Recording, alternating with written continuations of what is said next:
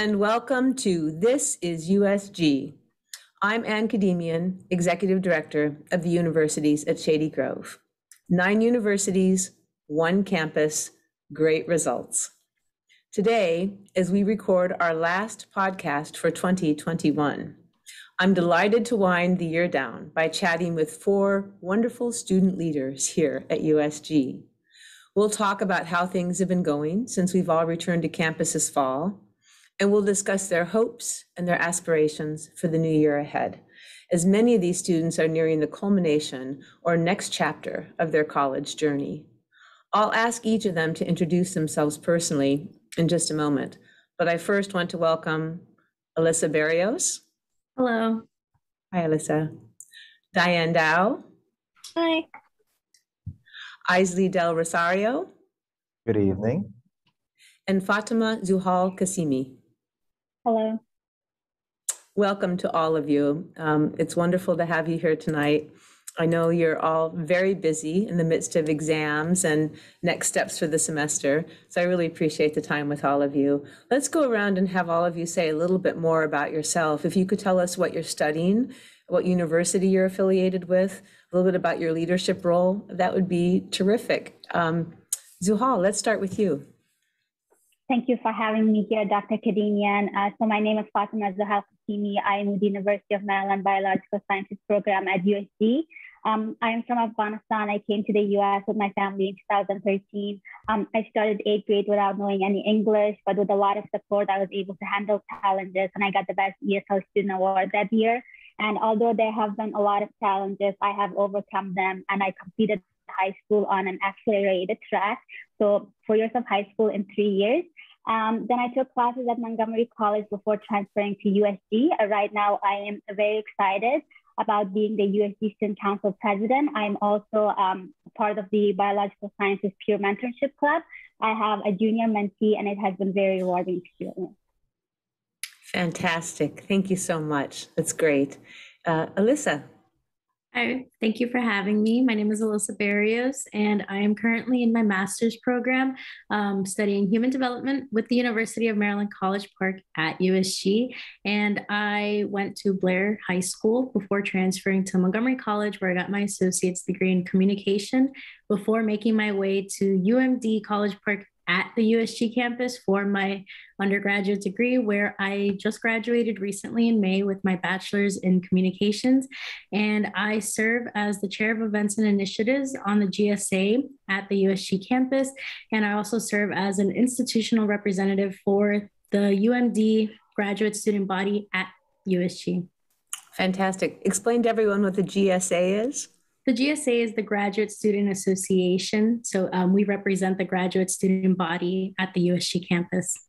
Fantastic. Thank you. Eisley. Thank you for having us, Dr. Khademian. My name is Eisley del Rosario. I am from Philippines, immigrated here when I was 8. I came from Magruder High School, which is where I found my love for education. And then I've taken that to go into early childhood education in USG's Towson's program for early childhood education. I am currently a senior, and I am the secretary and Towson rep for our campus, and that's currently what I'm doing. I'm also part of the student advisory group and one of the student representatives for the Food Security County Admission Board for Montgomery County. That's currently what I've been up to with the semester. I just have to say, like, you all couldn't be more busy. I can't believe the level of commitment. Diane, why don't you share with us a little bit about yourself? Sure. Well, thank you for allowing me to be here as well.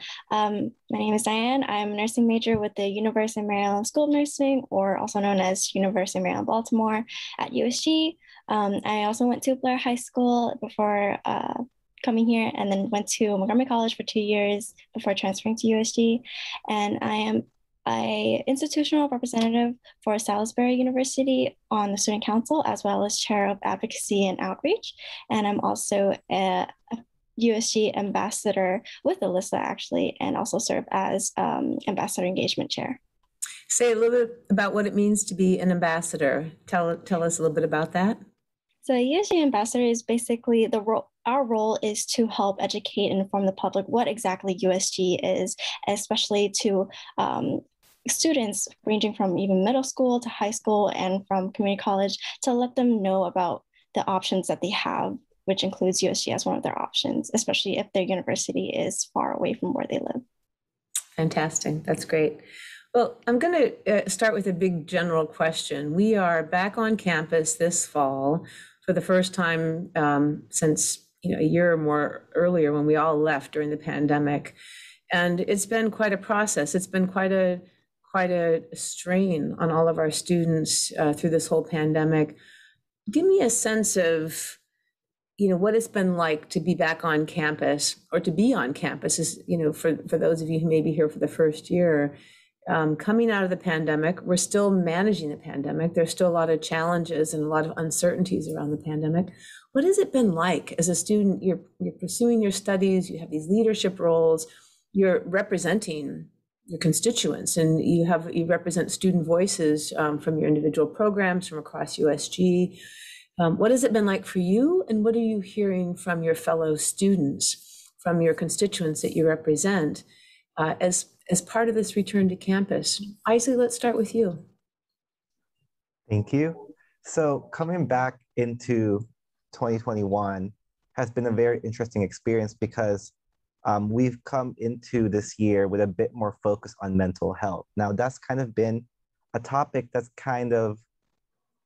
been skirted around with previously, but I feel like with 2020, with the pandemic, there has been a bigger focus on making sure that students are more prepared and well equipped to handle the challenges, and kind of understanding that there is a different walks of life. And I feel like the pandemic really brought out the inequities within our student population. And I feel like that's just a big focus right now, is just kind of like meeting the needs of students who are, facing these inequities, and kind of pushing them in a way and providing them the resources, the mental health resources, or just physical health resources. So being able to link them up with doctors or vaccination shots has been kind of like the big focus. Now, in terms of student engagement, with the pandemic, it's been kind of difficult to gather around. We can't just have a town hall where we have a fun time and talk with our masks down and just really get to unwind and discuss matters that are really important in moving forward our community here at USG. But it's kind of like a trial and error. We try something new, we see what works. I feel like this is kind of like that year. It's kind of like after a whole year of not being campus, it's kind of like building new ground for us for the following years as a campus and as a community at USG. Yeah, so the focus on mental health, how do you keep building community when you can't always be together in person to do that as well? Yeah. Fatima, you are the student council president, and you hear from a lot of students. Can you tell us what you're hearing from students about the return to campus? And share a little bit about your own challenges coming back to campus as well. So the pandemic has definitely created a lot of challenges for students. A lot of students, like IG said, they've struggled mentally as well as financially. Students have not been able to socialize and make connections as easily as they could prior to pandemic. And because of financial burdens, many students have taken up extra jobs or responsibilities that lead to not prioritizing school and spending less time on schoolwork. And although there have been a lot of challenges after returning to campus, but I think it has been very advantageous. Online courses give students a lot of free time, and having a lot of free time can distract you from learning. So being in a classroom where you're surrounded by people who wants to do the same thing, it's very motivating. Yeah, that's great. I think it's so important for the students to have this governing body where, all of you are representative of, different constituencies of students, but having the voice, having the opportunity to share how they're feeling, where the resources are needed, what this is like is so important. So kudos to the Student Council for all you're doing to represent students during this time. Diane, you are in the unique position of not only being in student government, but being in one of the biggest programs here at Shady Grove, nursing, which is at the heart of responding to the pandemic as well. So what has your experience been like, and what has that been like being a nursing student? I will say that transitioning from going completely online to going back to in person has been a very, very tough and drastic change, both not only mentally, but as well as physically, because of how, especially for first semester students, we take the most classes in our first semester. And it's been considered as one of the toughest semesters, which is where I started. And I remember not being able to eat, not being able to sleep, just to be able to catch up on studying, to be able to attend classes online, even though they're online. And I hear often from other nursing students as well, especially who are transitioning back into going in person. They're also very much struggling, much the same. And it's not only tough on the students, but I hear from the professors as well. And it's just a really whole new transition, because not only is it affecting our health, but it's also affecting our studies, because right when you enter nursing school, you automatically have to learn a new way to study as well. So there's just too many transitions, but it's also pretty much also beneficial to be able to go back in person, because USG has a building dedicated to, mainly having nurse labs where we can actually get on hands-on practice. So that's one of the most beneficial things when coming back to campus. So Diane, could you say a little bit more about, the pressure? There's such a huge need now for nurses. I mean, I think the governor has identified the need for 64,000 nurses in the state of Maryland alone, right? There's such a huge demand. Part of it is COVID related, but the industry is growing, healthcare is growing. What is that in the context of the pandemic and this kind of pressure to grow the profession? What does that mean to you? Is there a discussion among your peers, among your fellow students about the demand, the pressure to get out there and practice and to join the healthcare professionals as soon as possible? Is that a topic of discussion with all of you? It's not really much of a topic to discuss, since we're mainly talking about studying with each other, but a lot of it, when talking to even the professors and a lot of our peers, is mainly trying to encourage each other. And the fact that the pandemic has made it an even more prominent issue for the need of nurses, just it is scary, but it also motivates us to be one of the driving healthcare working forces, to be able to help other patients. And it almost as if we have a new refound motivation, determination to be able to be the best nurses that we can be. That's great. That's wonderful. Alyssa, you represent graduate students, the graduate student voice. Is the return to campus similar for graduate students? Are you hearing the same things, or is it a different kind of experience? What are you hearing? And maybe reflect a little bit on your own return to campus as well. Yeah, speaking on my behalf, on my personal experiences, it's been a little bittersweet with being able to be back in person for classes, just because I spent most of my undergraduate or half of my undergraduate degree online because of COVID. So I unfortunately didn't get the last 2 years of, my college career in person, but I'm fortunate enough to be able to continue with my studies and be able to finally be in person. But it has been a bittersweet moment. Like many of, the people here said, I think COVID just really brought out all of the experiences that people have been going through.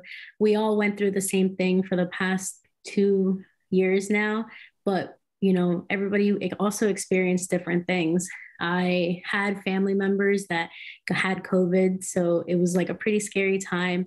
I ended up getting COVID as well, and it was also a very scary time. But it's also been it's really been interesting and heartwarming to see how much of like my friends, my family, the faculty staff at USG has been so welcoming to everybody and been so understanding in everybody's situations. Throughout my semester, my professors were the most understanding they've ever been. They were understanding that people go through things, life happens, and that's been the best gift I've had this semester.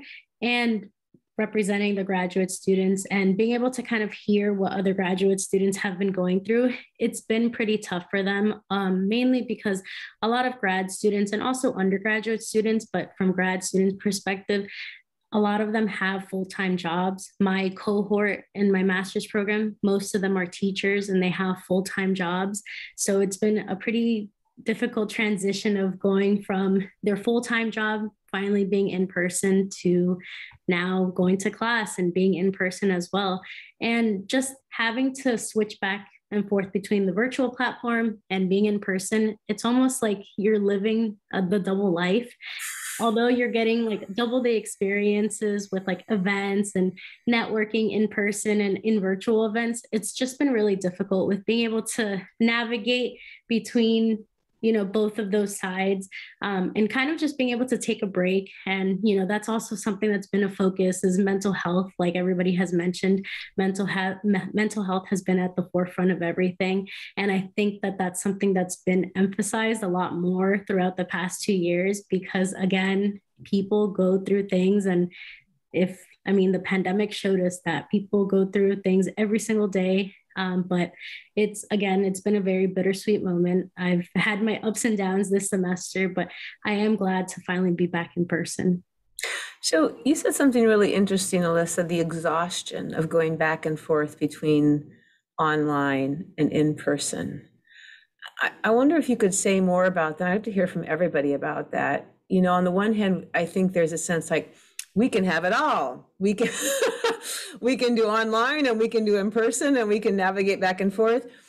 How is it exhausting? Say more about that, because I think I know what you're talking about, but I want to hear what you have to say about why is that difficult? What makes that difficult going back and forth between in person and online? I think I truly believe that's because now going through 2 years with being virtual or almost fully virtual, we've seen that having this technology, the technology that we have, it's relatively accessible to everyone, although, in certain aspects, it's really not. But it feels as though you have to be at every event that's on Zoom because it's something that you can just log on to really quickly. But then now that everybody's kind of slowly going back to in person, you're also expected to be there in person. So you're essentially, again, living two lives, virtual and in person. And it's just been really difficult to kind of navigate between that. I think the biggest thing for me going through the pandemic and continuing to go on is having that distinction between when is it time to shut off my computer, not check my emails, not do homework, and just being able to rest at home. I think being at home, I'm always on my laptop now because the pandemic made me realize it's so easy to just log on and work, go to school. But now it's just been really difficult to kind of be able to separate both of those things, your home life and school and work. So it's just interesting to hear how people do feel that way. Yeah, I think you've really hit on something so important. We accelerated everything online and we haven't slowed that down yet. We haven't allowed for the fact that we're back in person for a lot of things. And so that's something we've got to figure out. Has anybody else experienced this? Do you have anything else to add to this kind of tension between in person and online? Anybody can jump in if you like. Yeah, Eisley. So part of that, the accessibility is the dread that any time, the situation could utterly just flip on its head and suddenly we're back to being virtual. I think that's part of like the exhaustion is to kind of like keeping up with COVID protocols in the classroom, because as information changes, with more research, the rules just keep kind of changing. And this is also kind of like evident in like my internship, like, like we're in elementary school. Our motto right now is pivot, because a lot of our thing is basically being able to kind of be flexible and rebounding at the possible things that COVID is bringing in. We were just loosening our restrictions, then the Omicron variant hits, and suddenly like we're all like, okay, it's back to having, like strict regulations, constant washing. We're getting restocked with hand sanitizers up the wazoo in our classrooms again. It's a whole different ball game. About literally 2 weeks ago or 2 or 3 weeks ago before the variant hits.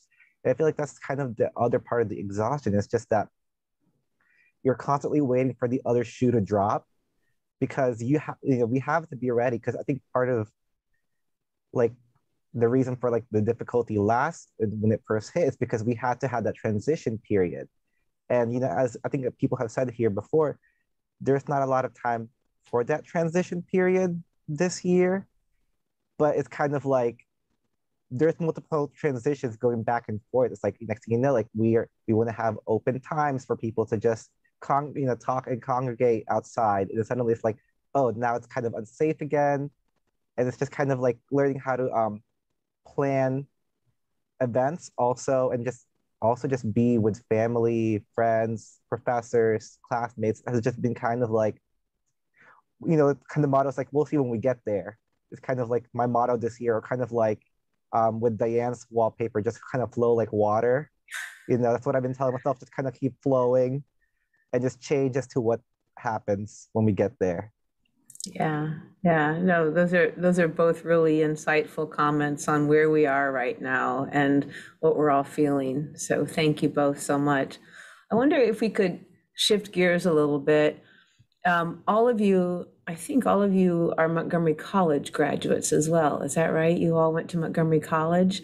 And so Montgomery College is our foundational partner in what we do here at USG, close relationship with all the programs where students study 2 years at Montgomery College and then transfer to USG for their junior and senior year. I wonder if you could talk a little bit about what your own experience was like going from Montgomery College to USG, and maybe share with us, some of the challenges in that transition, but also the benefits of that as well, or any insights you have for us that we can improve that transition, but also share with other potential students what's that like. And Fatima, I wonder if we could start with you. And I know, you're very focused on a career in ophthalmology as well, or optometry. And I wonder if you could talk a little bit about your time at MC and how you decided what to study here, and thinking towards your future, what that looked like for you. Yes. So I first heard about USG from my counselor at Montgomery College, and I decided to attend USG because it is very diverse, and also the class sizes are very similar to Montgomery College. So you have more like one-on-one chances with the professors. It's very convenient to commute. And I'm a pre-health track. I plan on going to optometry school, and the pandemic has placed a lot of restrictions as I'm trying to meet all the requirements for optometry school entrance. There's been a lack of in-person courses and labs after transferring to USG because of the pandemic. There's less ability for face-to-face experiences. So it's been very hard to gain valuable and necessary clinical experience, as facilities have limited volunteers. And healthcare field is very stressful, and getting ready for any professional school is very stressful. So I'm very thankful to have all the support of my professors here at USG. So did you know you wanted to study optometry when you were at Montgomery College? I've been wanting to become a doctor ever since I was a kid. So now more specifically, I've decided to shift into becoming an eye doctor. That's wonderful. Why did you want to become a doctor? I feel like being able to help people see and read is very impactful. We know a lot of some third world countries that they suffer from diseases, and they don't have the professional the professionals and also the equipment to treat them. So like most of them travel to like outside of the country to get the treatments needed. And some people, they can't afford getting treated. So they can't even afford traveling. So like they end up losing their vision, and they also like die because of like other health problems. So it's all about trying to help people live better, more productive lives. That's wonderful. Thank you so much. Diane, can you tell us a bit about your pathway coming from Montgomery College into USG? What was that like? And did you know you wanted to study nursing when you were at MC? Yeah, I actually knew I always knew I was going to be a nurse because my parents were actually the ones that told me since I was in elementary school, and I wasn't really interested in any other career paths, which was fine by me because I actually like nursing.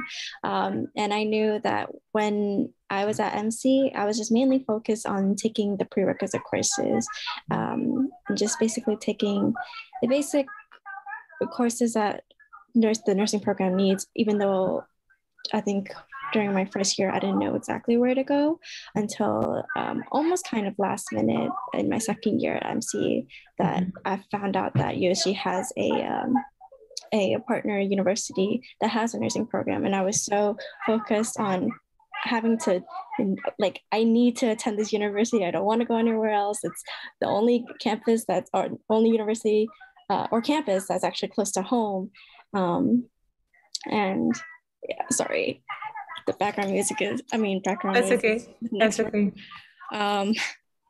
But it was actually a relatively easy process to go through, transitioning from Montgomery College to USG, especially getting into contact with my program director for the university. They told me exactly what I need to take, the court requirements, but I do have to say it was kind of unexpected. I was unsure of how to transfer from Montgomery College to an actual university. Even though USG is just a campus, I know I'm going to actually be enrolled as a student in a university.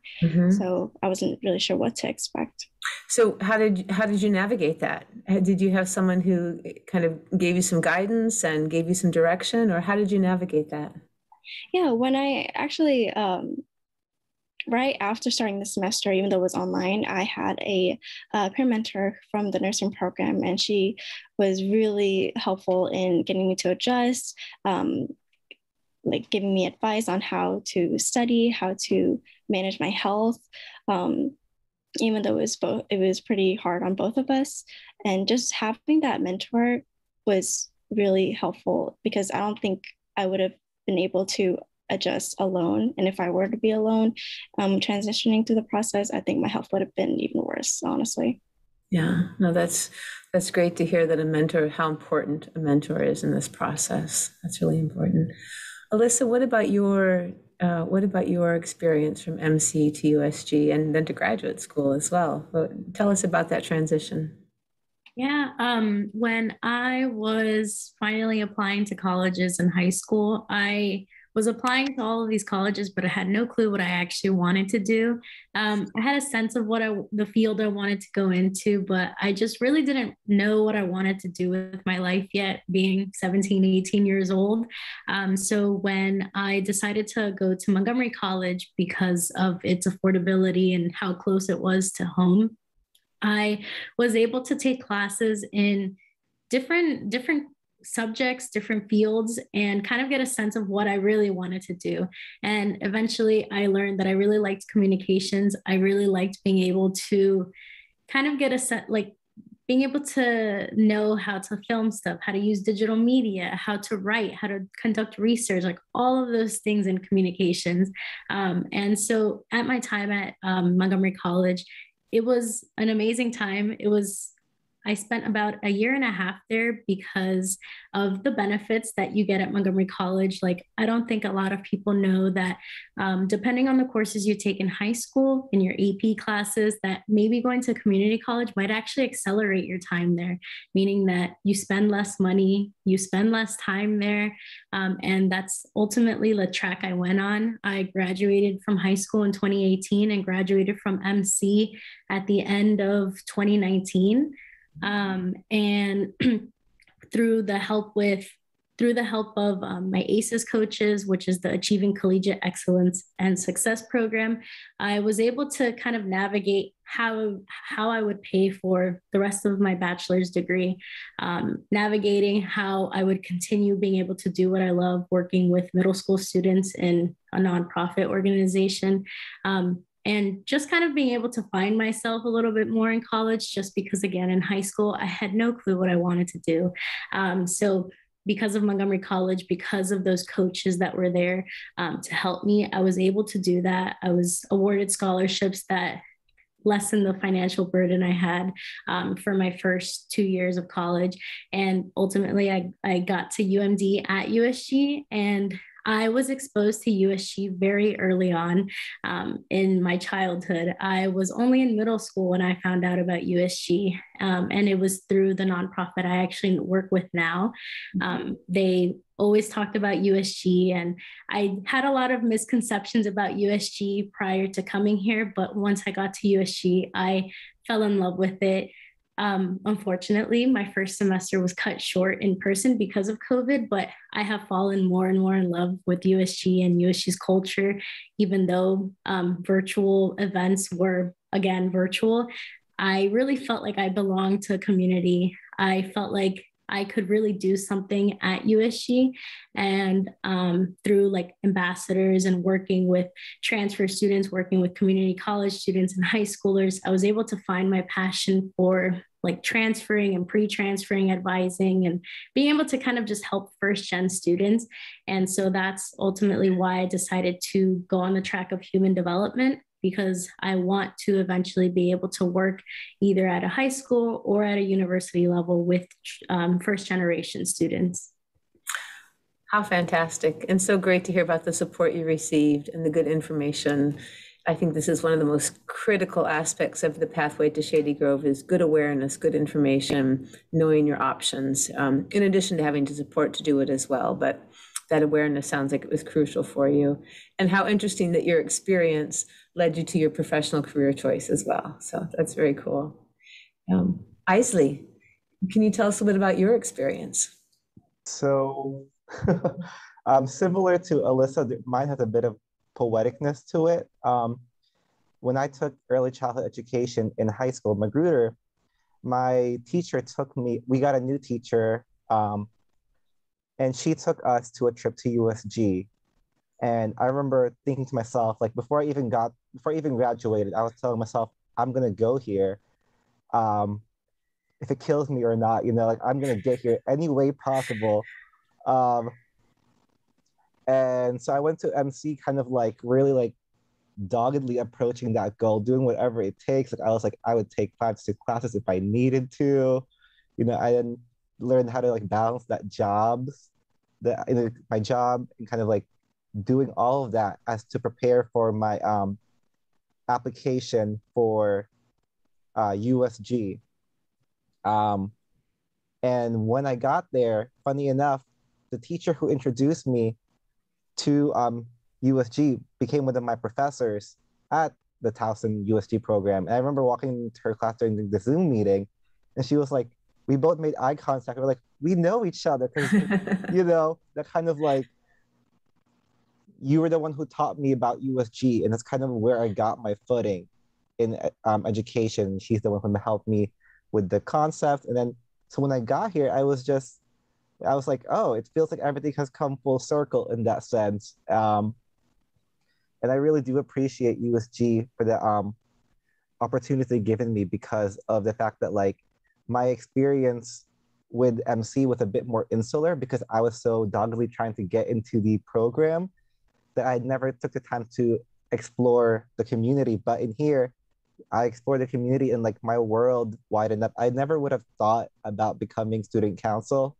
I don't like speaking in front of people, even though I'm a teacher. But now I'm like, I've gotten to be involved in so many different projects, and it's like, it's lit a different fire in me. Like at first I thought like my fire was just helping students, but now it's kind of like shaded with a crayon that's like, I don't just want to help my students, but I want to help my students in the community that they live in. So that's why it's kind of like a big thing for me. It's like, empowers me is that I want to like do that for my students and make sure that they have a community that is equitable, that is, you know, mentally like responsive to like the challenges that they face. And I really do thank you and the staff for really just opening that up for me. So thank you so much. So Eisley, I feel like there's a blog coming on here for this Around the Grove blog about, you know, not just preparing your students, but preparing them to be members of a community and what that means. You got to develop that a little bit. That's awesome. That is really exciting to hear you talk about your future that way and how you see your job coming up. I'd give some thought to that and think about writing that up. That's awesome. I really am inspired by what you said. I'm going to ask us all. We're pushing the time here a little bit, so I'm going to ask us all to ask you all to talk a little bit about reflection on where you are now and thinking about your future, where you are headed, and you know what are your hopes and dreams? You know, what do you imagine yourself doing 5 years from now? Let's go around and just ask each of you to share a reflection on, you know, if it's your last semester or your last year, or, you know, kind of what you're thinking about that, and where do you see yourself 5 years from now? What's your vision for the future? Diane, let's start with you. Sure.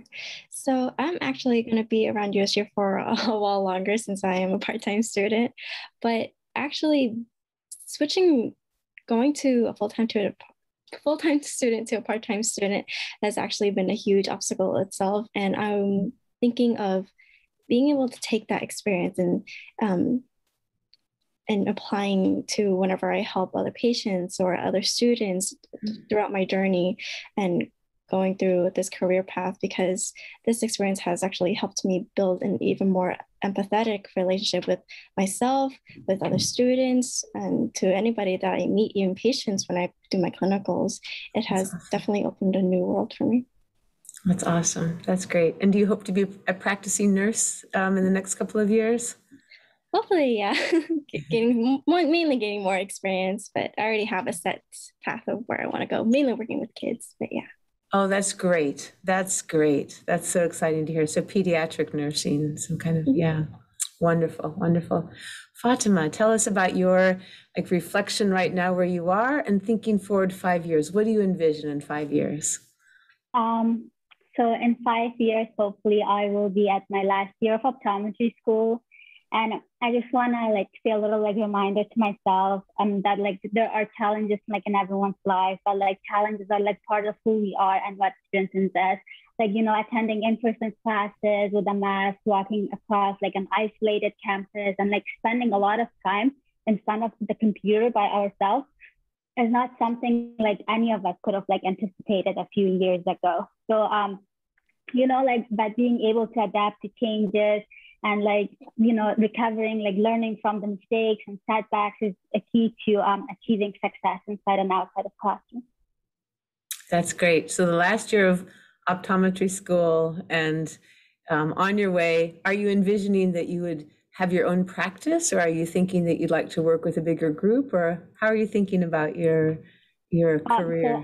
So after I graduate optometry school, I plan on working with like another organization where I can like, you know, build on my experience, and then hopefully down the road, I will open my own practice one day. Okay, we'll all be there to have our eyes checked and by our good dear friend. That's great. Thank you. Alyssa, how are you thinking about the future?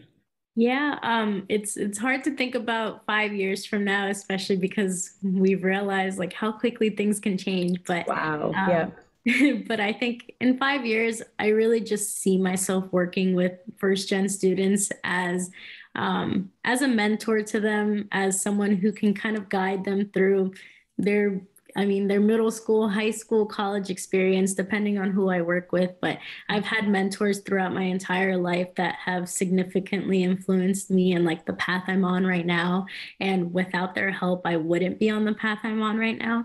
So I think my biggest thing is my biggest dream is to honestly be able to be a mentor to future students as my mentors were to me. As I reflect on everything, I'm still figuring out what path I want to go into, but I just see myself being able to guide more students and being able to show them that, you live your life the way you want to live it. Things happen. Take everything at your own pace, but you're always going to have someone here to support you and to help you through the challenges in life. How beautiful. That's fantastic. I think that's, for me, that's one of the most important takeaways during this pandemic too, is that we all have our own different sources of resilience, our own different sources of inspiration, our own different strengths, and the appreciation we all need to have for all of that variation, right? Life is not necessarily a linear trajectory, right? It's and the appreciation of all of those aspects. And I think it was Fatima who pointed out the importance of flexibility and adaptability as well as something so important that we all have to take from this. So Eisley, you get the last word. Tell us where, how you're thinking about the future and the next 5 years. Following the same footsteps as Alyssa, my goal is that next semester will be my last semester, and I will get my bachelor's. And hopefully, I really do want to get into the MCPS program and just start making change, like helping students, making that change in their lives. Like I walked in that orientation, and the program directors looked at me, was like, "You're the only guy that I've seen all day." And they literally like yanked me, was like, "Here, we're gonna sign you up. You're gonna, we're gonna get you to this program." And I was like, "All right, I'm sold," And my experience was like, like I always thought like I wasn't really needed in the education, but like I've seen the effects of what seeing a positive male role model is for students, both boys and girls, just seeing that. And that's something that I want to reflect. And then hopefully I actually was talking to one of my mentors, and I was like, I want to go back here to get my master's because that's where she got her master's, and just kind of keep paying it forward to the people in the community that have helped me grow as a person and as an educator for my students. Beautiful. Thank you so much. I really appreciate all of you reflecting and sharing your dreams and your challenges, and sharing the challenges and dreams of your constituents and peers and students that you represent. Thank you all for the leadership role that you play at Shady Grove. It's so important. And I'm wishing all of you the very best for the new year and beyond. Thank you so much for joining me tonight. Thank you for having me. Thank you, Dr. Khademian. Thank you, Dr. Khademian. All right. You all take care.